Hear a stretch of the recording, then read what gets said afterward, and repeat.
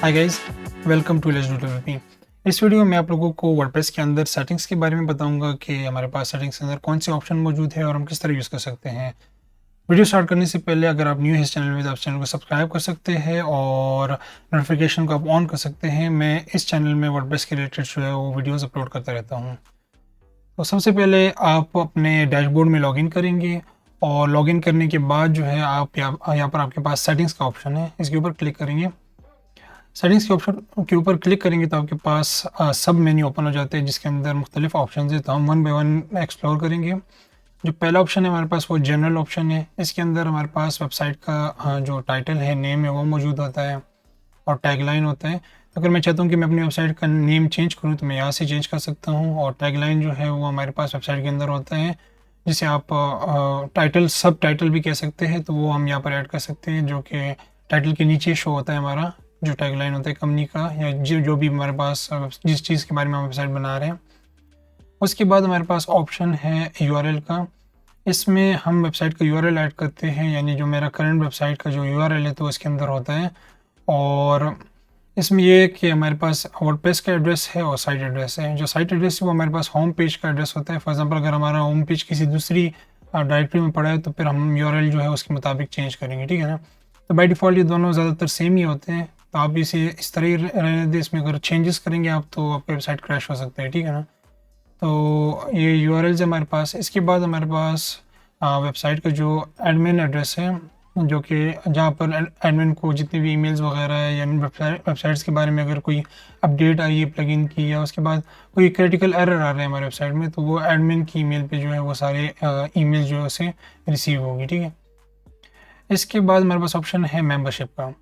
Membership के option में हमारे पास ये ऑप्शन अगर सेलेक्ट हो, चेक बॉक्स सेलेक्ट हो, तो ये अलाउ करता है यूज़र्स को फ्रंट एंड में अकाउंट बनाने की जो है वो उन्हें ऑप्शन देते हैं, ठीक है ना। तो फॉर एग्जांपल अगर एक यूज़र फ्रंट एंड पे लॉगिन कर रहा है और ये ऑप्शन सेलेक्ट हो तो उसे रजिस्टर का ऑप्शन भी शो होगा, वो यूज़र जो है रजिस्टर भी कर सकता है वेबसाइट के अंदर, ठीक है। जो न्यू यूज़र डिफ़ॉल्ट रोल है, इसमें हमारे पास सब्सक्राइबर सेलेक्ट है।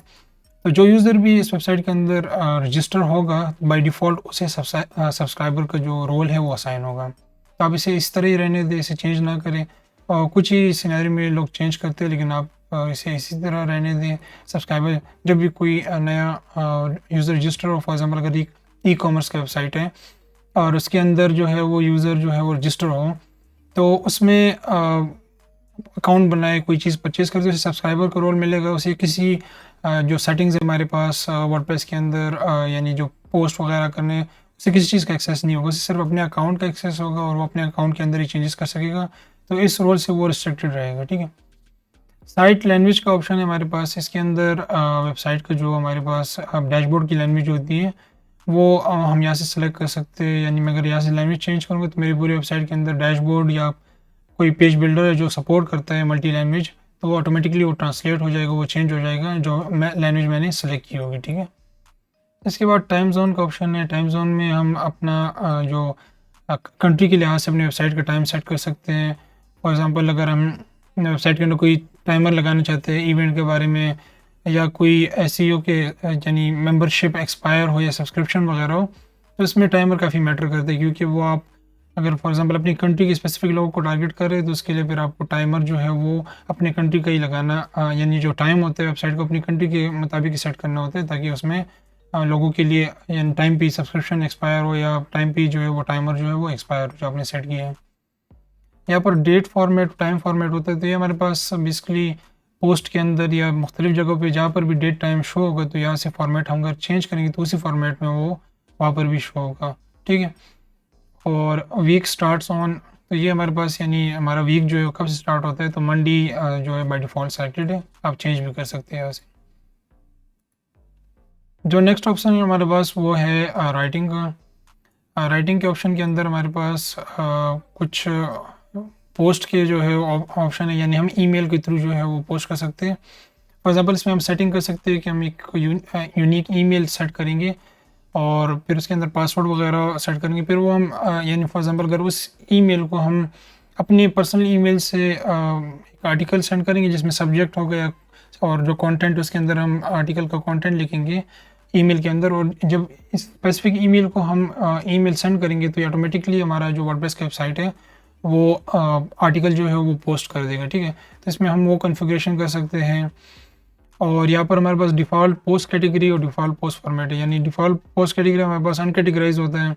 आप यहाँ से चेंज भी कर सकते हैं। अगर आपने कोई नया कैटेगरी बनाया, आप चाहते हैं कि जो भी पोस्ट मेरे वेबसाइट के अंदर क्रिएट हो उसे वो कैटेगरी असाइन हो, तो आप यहाँ से चेंज कर सकते हैं।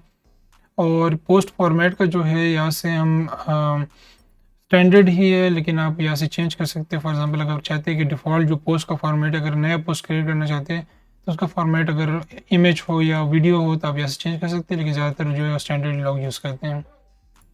इसके बाद हमारे पास रीडिंग का ऑप्शन होता है। रीडिंग के ऑप्शन के अंदर हम जाएंगे तो वहाँ पर हमें योर होम पेज डिस्प्ले का ऑप्शन शो हो रहा है, जिसमें by default your latest post select हुआ होता है, ठीक है। तो हमारे पास जो वेबसाइट का होम पेज होता है, जो कि लैंडिंग पेज होता है, उस पर बाय डिफ़ॉल्ट हमें लेटेस्ट पोस्ट शो हो रहे होते हैं। फॉर एग्जांपल मैंने रिफ्रेश किया तो आप देख सकते हैं कि मुझे लेटेस्ट पोस्ट शो हो रहे हैं। यहाँ से हम स्टैटिक पेज भी सिलेक्ट कर सकते हैं। मेरे अभी जो है करंटली जितने भी लेटेस्ट आर्टिकल्स है वो मेरे वेबसाइट के अंदर वो सारे मुझे होम पेज पे शो होंगे, लेकिन मैं अगर स्टैटिक पेज के ऊपर क्लिक करता हूँ, मैंने एक डेडिकेटेड पेज बनाया होम पेज के लिए, तो उसमें मैं वो सेलेक्ट कर सकता हूँ। फॉर एग्जांपल मैंने सैम्पल पेज बनाया है, मैं सेलेक्ट करता हूँ, सेव चेंज करता हूँ, तो आप देख सकते हैं जो सैम्पल पेज के अंदर जो भी कंटेंट था वो यहाँ पर शो हो गया। तो इस तरह आप एक स्टैटिक होम पेज भी सेट कर सकते हैं और यहाँ पर लेटेस्ट पोस्ट भी शो करा सकते हैं। स्टैटिक का जब ऑप्शन सेलेक्ट करेंगे आपके पास एक दूसरा ऑप्शन आता है पोस्ट पेज का। यहाँ पर आप पोस्ट का पेज, आर्टिकल का पेज भी सिलेक्ट कर सकते हैं। फॉर एग्जांपल मैंने ब्लॉग सेलेक्ट किया, सेव करता हूँ। अभी अगर मैं स्लैश ब्लॉग लिख लेता हूँ, ये मेरे पास ब्लॉग का मैंने सेपरेट पेज बनाया है ब्लॉग के लिए, एक एम्प्टी पेज है। लेकिन मैं जब यहाँ से सेटिंग से सेलेक्ट करूँगा तो इसके अंदर ऑटोमेटिकली जो वर्डप्रेस के अंदर मेरे आर्टिकल्स मैंने पब्लिश किया मुझे यहाँ पर शो होना स्टार्ट हो जाएगी, ठीक है। तो यहाँ पर आप देख सकते हैं कि जो ब्लॉग पेज है उसके अंदर अभी मेरा आर्टिकल जो है वो शो हो रहा है। एक ही आर्टिकल है वेबसाइट के अंदर। तो यहाँ से हम सेलेक्ट कर सकते हैं blog pages show at most 10, हमारे पास पोस्ट सेलेक्ट है। इस ऑप्शन का मतलब ये है कि फॉर एग्जांपल मेरे वेबसाइट के अंदर 20 आर्टिकल्स हैं और मैं ब्लॉग पेज के अंदर जाता हूँ, तो यहाँ पर अगर 10 सेलेक्ट होते इससे ये होगा कि मुझे 10 आर्टिकल शो होंगी पेज के ऊपर, और फिर नीचे जो है वो पेजिनेशन का ऑप्शन होगा, ठीक है। उसमें ये कर सकते हैं कि हमें 10 पोस्ट जो है मेरे पेज के अंदर शो होगी, फिर मैं नेक्स्ट पेज में जाऊँगा अगले 10 पोस्ट में देखने के लिए, फिर मैं नेक्स्ट पेज में जाऊँगा अगले 10 पोस्ट, मुझे एक पेज में at a time 10 post show होंगी, ठीक है। तो इस ऑप्शन से हम चेंज कर सकते हैं, हम इसे 3 कर सकते हैं, 5 कर सकते हैं अपनी मर्ज़ी के मुताबिक। तो उतनी नंबर ऑफ़ पोस्ट जो है वो एक पेज के अंदर हमें यूज़र्स को शो होगी, ठीक है। यहाँ पर हमारे पास एक दूसरा ऑप्शन है syndication feed show the most recent. ये हमारे पास RSS फीड हमारे पास एक वो वर्डप्रेस के अंदर चीज़ होती है। इसमें ये होता है कि फॉर एग्ज़ाम्पल अगर मैं चाहता हूँ कि मुझे कोई वेबसाइट है वो कोई नया पोस्ट आर्टिकल पब्लिश करता है, तो उसकी नोटिफिकेशन मुझे ईमेल पे आए या उसकी नोटिफिकेशन मुझे अपने लैपटॉप या कंप्यूटर के अंदर आए, तो उसके लिए हम एक इंटीग्रेशन करते हैं। हर एक वेबसाइट का अपना एक RSS फीड होता है। कुछ वेबसाइट्स ने वो अलाउ नहीं किया होता, कुछ ने अलाउ किया होता है, वर्डप्रेस में अलाउ होता है बाय डिफ़ॉल्ट। तो उससे ये होता है कि आप फॉर एग्ज़ाम्पल किसी एक वेबसाइट है जिसके अंदर आप कंटेंट अपलोड होता है, आप चाहते हैं कि मैं उस कंटेंट से अप टू डेट रहूँ, तो आप उसका RSS फीड जो अपने ईमेल के साथ या अपने डेस्कटॉप के साथ, कंप्यूटर के साथ इंटीग्रेट कर सकते हैं। तो जब भी उस वेबसाइट के अंदर कोई नया आर्टिकल पब्लिश करोगे तो आपको उसका टाइटल और थोड़ा सा उसकी डिटेल जो आपको शो हो जाएगी कि ये इस बारे में आर्टिकल पब्लिश हुआ, प्लीज़ उससे जाए, या आप जाएंगे उस वेबसाइट में और वो कंटेंट देखेंगे, ठीक है। तो इससे ये है कि आपकी वेबसाइट के अंदर ट्रैफिक जनरेट होगी। तो ये ऑप्शन इसके लिए भी है कि फॉर एग्जांपल आप चाहते हैं कि RSS फीड में आप पर पेज कितने आर्टिकल शो कराना चाहते हैं, जिस तरह ब्लॉग पेज में मैंने आपको एक्सप्लेन किया, तो सेम यही ऑप्शन आप वहाँ पर भी सेट कर सकते हैं। अच्छा, ये RSS फीड में हम ये कर सकते हैं कि फॉर एग्जांपल हमारा आर्टिकल का टाइटल जो है वो यूज़र को जाएगा, ठीक है। उसका जो कंटेंट है वेबसाइट का, आप क्या क्या करना चाहते हैं, आप उसे फुल टेक्स्ट पूरा कंटेंट सेंड करना चाहते हैं कि वो रीड कर दे अपने ईमेल में या अपने डेस्कटॉप में उसे जो नोटिफिकेशन आएगी, या आप चाहते हैं कि उसे आप एक्सर्प्ट जो है वो थोड़ा सा डिटेल्स दे। एक्सर्प्ट का मतलब है कि इसमें जो आर्टिकल होता है इसके पहले 3-4 लाइन जो है वो यूज़र को सेंड हो जाती है, जो कंटेंट है उसके पहले 3-4 लाइन्स। तो इससे ये होता है कि यूज़र को आइडिया हो जाता है कि इसके अंदर किस चीज़ के बारे में बात हुई है, तो फिर वो आपकी वेबसाइट के अंदर जाकर जो है पूरा आर्टिकल रीड कर सकते हैं, ठीक है।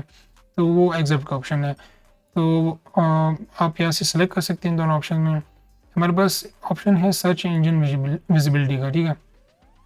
इसके अंदर अगर हम इसे चेक करेंगे तो इससे ये होगा कि अगर गूगल है, इंडेक्स है, जितने भी सर्च इंजन हैं, उसके अंदर उन्हें वेबसाइट जो है एक मैसेज देगी कि आप इस वेबसाइट को इंडेक्स ना करें, इस वेबसाइट को अपनी सर्च रिजल्ट के अंदर शो ना करें। ये उसी सिनेरियो में हम सेलेक्ट करते हैं जब हम चाहते हैं कि हमारा वेबसाइट जो है वो डेवलपमेंट मोड में हो, उसके अंदर कंटेंट जो हो डमी कंटेंट हो, हम चाहते हैं कि गूगल या सर्च इंजनों से अपने सर्च रिजल्ट में शो ना करे, तो हम इसे सेलेक्ट कर सकते हैं जिससे वो प्रिवेंट करेगा अपने सर्च रिजल्ट के अंदर शो करने से। और जब वेबसाइट रेडी हो जाती है फिर हम उसे अनचेक करके जो सेव कर सकते हैं। हमारे पास ऑप्शन है डिस्कशन का।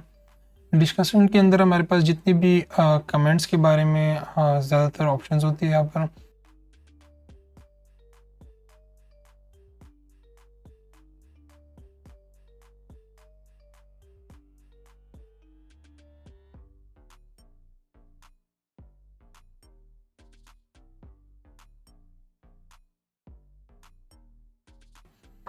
Allow people to submit comments on new post. इसमें ये होता है कि अगर हम ये अलाउ करेंगे तो अगर हम पोस्ट जो है वो पब्लिश करते हैं तो इसमें यूज़र को जो है वो कमेंट्स का जो है वो ऑप्शन शो होगा, ठीक है। इंडिविजुअल पोस्ट में override this settings, changes here will only be applied to the new post. इसमें ये कि अगर ये चेंज करेंगे तो फॉर एग्जांपल अगर आपने डिसेबल किया है पिछले पोस्ट के लिए, अनेबल करते हैं तो फिर वो पिछले पोस्ट पे असर नहीं करेगा, जो नए पोस्ट है उसके ऊपर जो है वो अलाउ होगा। पिछले पोस्ट पर अगर आपने डिसेबल रखे तो उन्हें डिसेबल ही रहने देगा, ठीक है।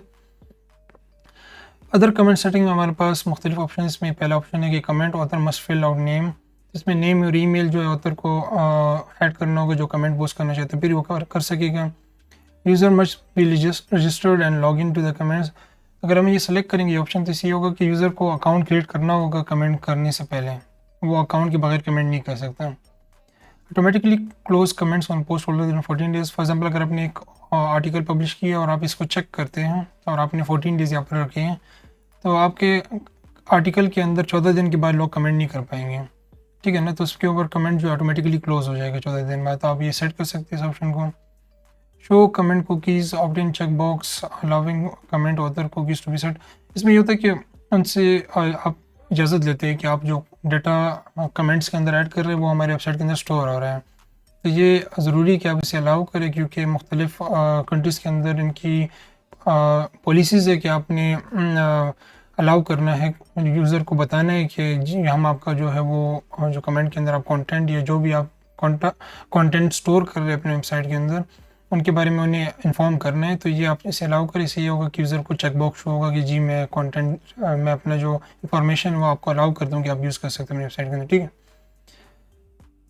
Enable threaded nested comments levels deep. इसमें ये होता है कि इस ऑप्शन को आप सेलेक्ट करेंगे तो यहाँ पर आप नेस्टेड कमेंट्स को अलाउ करते हैं, ठीक है।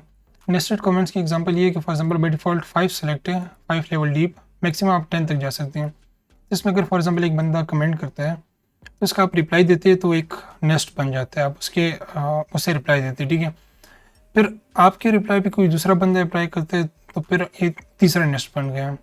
फिर उसके रिप्लाई पे कोई और रिप्लाई करते हैं तो अगर आप एक रिप्लाई के ऊपर दूसरा रिप्लाई, दूसरे रिप्लाई के ऊपर तीसरा रिप्लाई, जिस तरह आप 5 लेयर्स तक जा सकते हैं। 5 लेयर से ज़्यादा नहीं जा सकते अगर आपने यहाँ पर 5 सेलेक्ट किया, ठीक है। तो इसमें यूज़र कम्युनिकेशन कर सकते हैं लेकिन आप इसे एक लिमिट में रख सकते हैं कि आप एक की रिप्लाई के ऊपर दूसरा रिप्लाई करेंगे तो फिर कितने लेयर्स तक जा सकते हैं, क्योंकि फिर अगर फॉर एग्जाम्पल अगर ज़्यादा 10 लेयर्स सेलेक्ट करेंगे तो इसमें वो चैट जो काफ़ी ज़्यादा कन्फ्यूजिंग बन जाएगी। तो इसमें बाई डिफ़ॉल्ट जो इन्होंने 5 सेलेक्ट किए हैं। Break comments in 2 pages 50 with the 50 top level comments पर page and the last page displayed by default. इसमें ये होता है कि कमेंट्स का पेज आप सेलेक्ट नंबर ऑफ कमेंट्स आप शो करा सकते हैं अपने कमेंट के पेजेस पे। फॉर एग्जांपल आप चाहते हैं कि मेरे कमेंट के पेज पे 50 कमेंट शो, 50 से जितने भी कमेंट्स हैं वो नेक्स्ट पेज पे शो हो, तो आप यहाँ से वो सेटिंग्स कर सकते हैं। Comment should be displayed with the older comments eight top. इसमें ये होता है कि जो भी ओल्डर कमेंट्स है यानी जो कि पुरानी कमेंट्स है वो टॉप पे शो होंगे, जो नए कमेंट्स है वो बॉटम पे शो होंगे। तो आप यहाँ से सेटिंग चेंज कर सकते हैं। ईमेल में यहाँ पर आप ईमेल आपको रिसीव हो सकती है। फॉर एग्जांपल अगर जो कमेंट करना चाहते हैं तो आप इसे दोनों को चेकबॉक्स करेंगे तो कोई भी कमेंट पोस्ट करेगा आपके आर्टिकल के अंदर तो आपकी ईमेल रिसीव होगी।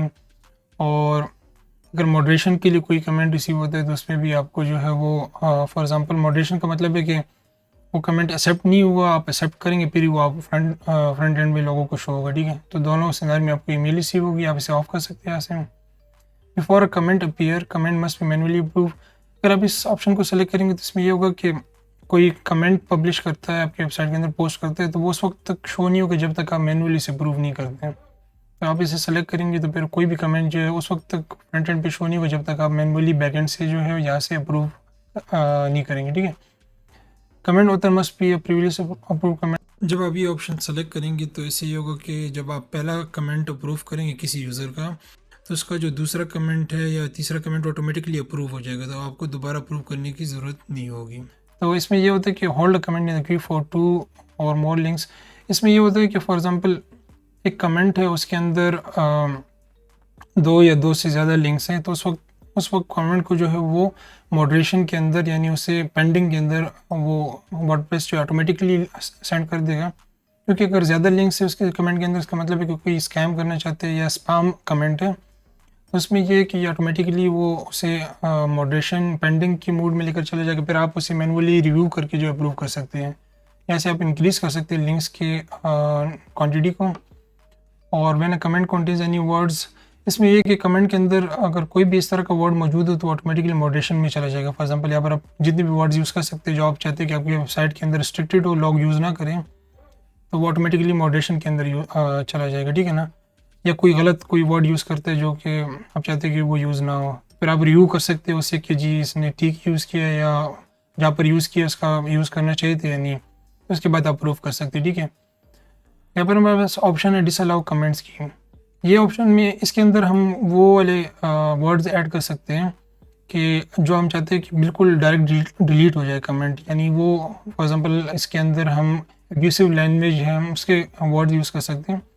तो जब भी कोई अपने कमेंट के अंदर वो वर्ड्स यूज़ करेगा तो ऑटोमेटिकली उसका कमेंट जो है डिलीट हो जाएगा, आपको पेंडिंग में शो नहीं होगा, इसमें मॉडरेशन का कोई ऑप्शन नहीं, इसमें डिलीट हो जाएगा ऑटोमेटिकली। तो इसमें ये कि आपको फिर टाइम ज़ाया नहीं होगा कि आप मॉडरेशन में चेक करेंगे, जो भी एब्यूसिव लैंग्वेज यहाँ पर यूज़ करेगा, आपने जो वर्ड्स यूज़ किए होंगे अगर वो उसके कमेंट में मौजूद हो तो ऑटोमेटिकली उसका कमेंट जो है वो डिलीट हो जाएगा। अच्छा, इसके बाद हमारे पास एवाटार्स है। इसमें ये होता है कि हम जो कमेंट्स यूज़र करते हैं तो वो एवाटार भी सेलेक्ट कर सकते हैं अपना, ठीक है। अवतार हमारे पास बेसिकली एक ऐसा आप कह सकते हैं कि आइकन टाइप्स चीज़ होती है जो कि जिसमें मुख्तलिफ हमारे पास कार्टूनिक फेसेस होती है, कार्टूनिक हमारे पास इमेजेस होती है जो कि हम यूज़ कर सकते हैं। वर्डप्रेस जो है बेसिकली ग्रेविटार का जो है वो अवतार सिस्टम यूज़ करे। ग्रेविटार हमारे पास एक ऐसा प्लेटफॉर्म है जहाँ पर ये जितनी आइकन है वो मौजूद होती हैं, तो उसके साथ इसकी इंटीग्रेशन है।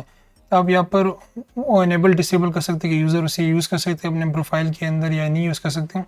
और इसमें आप रेटिंग अलाउ कर सकते हैं, जिस तरह आप मूवीज़ में अलाउ कर सकते हैं कि यानी आप कौन से आइकन यूज़ कर सकते हैं। आप 18+ के आइकन यूज़ कर सकते हैं, यानी आपने PG के लेवल के तक ही आइकन यूज़ कर सकते हैं। यहाँ पर आप 18+ वाला नहीं यूज़ कर सकते हैं। जहाँ से आप सेटिंग कर सकते हैं और डिफ़ॉल्ट भी आप यहाँ से सेलेक्ट कर सकते हैं, जो कि जितने भी नए यूज़र के उन्हें डिफ़ॉल्ट ये वाले जो है वो सेलेक्ट हो जाएगी। अगर आपने ये किया तो उनका प्रोफाइल पिक्चर ऑटोमेटिकली यही उन्हें मिल जाएगा, ठीक है ना। ब्लैंक भी कर सकते हैं और वो ख़ुद भी एक अपना पर्सनल प्रोफाइल पिक्चर अपलोड कर सकते हैं, ठीक है।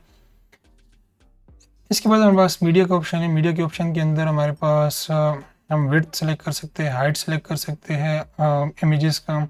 बाय डिफ़ॉल्ट जो है वो ये डिफ़ॉल्ट हमारे पास विड्थ हाइट है, ठीक है।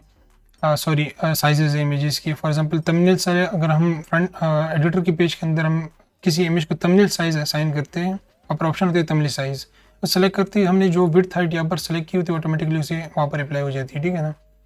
तो यहाँ से हम वो साइजेस चेंज कर सकते हैं इमेज की। मीडियम साइज़ की जितनी भी इमेजेस हमारे वेबसाइट के अंदर यूज़ है उन्हें हमने ये ऑप्शन असाइन किया है। अगर हम यहाँ से विड्थ चेंज करेंगे, उसकी हाइट चेंज करेंगे, ऑटोमेटिकली वो इम्प्लीमेंट हो जाएगा जितनी भी इमेजेस हैं जिनमें मीडियम साइज़ मिला है। Same for large size. अच्छा, इसमें ये है, इसमें क्रॉप करते हैं। फॉर एग्जांपल थंबनेल हमने ये साइज़ दिया है, अगर उसका साइज़ बड़ा है तो ऑटोमेटिकली क्रॉप कर देगा, ना कि उससे स्ट्रेच करेगा। तो इससे ये होगा कि वो जो क्वालिटी है वो ख़राब नहीं होगी इमेज की। तो अगर आपने सेलेक्ट किया तो ये क्रॉप करेगा उसे। अपलोडिंग फाइल का हमारे पास ऑप्शन है, organise my upload in 2 month. इसमें ये होता है कि अगर हम ये बाई डिफ़ॉल्ट सेलेक्ट होते हैं, इसमें आप जब भी कोई नया अपलोड करते हैं, फॉर एग्जांपल आप जब इमेजेस अपलोड करते हैं या मीडिया के अंदर या कोई भी चीज़ अपलोड करते हैं, तो उसका जो है वो फ़ोल्डर्स में डिस्ट्रीब्यूट होते हैं। फॉर एग्जांपल वो जिस ईयर के फ़ोल्डर मुख्तलिफ फ़ोल्डर्स बने होते हैं अपलोड के अंदर, उसके में अंदर जो है आपके पास ईयर होते हैं, ईयर के बाद मंथ होते हैं और मंथ के फ़ोल्डर के अंदर जो है आपका सारा जो इमेजेस आपने उस मंथ के अंदर अपलोड की होती है, जितना भी मीडिया रिलेटेड कंटेंट आपने अपलोड किया है वो वहाँ पर स्टोर हो जाते हैं। जब आप इसे रिमूव करेंगे तो इसमें ये होगा कि आपको फ़ोल्डर्स में सेव नहीं होगा, आपका एक ही फ़ोल्डर अपलोड का फ़ोल्डर, उसके अंदर सारा मिक्सअप होगा। इसमें आपको ईयर और मंथ सेपरेटली जो है, यानी ईयर के अंदर मंथ, वो वाली जो फ़ोल्डर्स है वो नहीं मौजूद होंगे, तो आप सब फ़ोल्डर्स नहीं होंगे, आप एक ही फ़ोल्डर के अंदर, अपलोड की फ़ोल्डर के अंदर जो है वो आपको सारे जो है वो कंटेंट मीडिया जो है आपको शो हो रहा होगा, ठीक है। अच्छा, इसके बाद मेरे पास परमालिंक का ऑप्शन है। परमालिंक में ये होता है कि हम वेबसाइट का जो है वो यूआरएल में चेंजेस कर सकते हैं। फॉर एग्जांपल मैं एक आर्टिकल ओपन करता हूँ, तो अभी इस आर्टिकल में आप देख सकते हैं कि इसमें यूआरएल आपके पास 2023 हेलो वर्ल्ड है, ठीक है। इसमें हमारे पास ये हुआ है कि यहाँ पर कस्टम स्ट्रक्चर उसे असाइन है। मैं इसे अगर प्लेन स्ट्रक्चर असाइन करता हूँ, मैं आपको वन बाय वन सारे बता देता हूँ। प्लेन अगर मैं सेलेक्ट करता हूँ, तभी मैं अगर होम पेज पे जाता हूँ,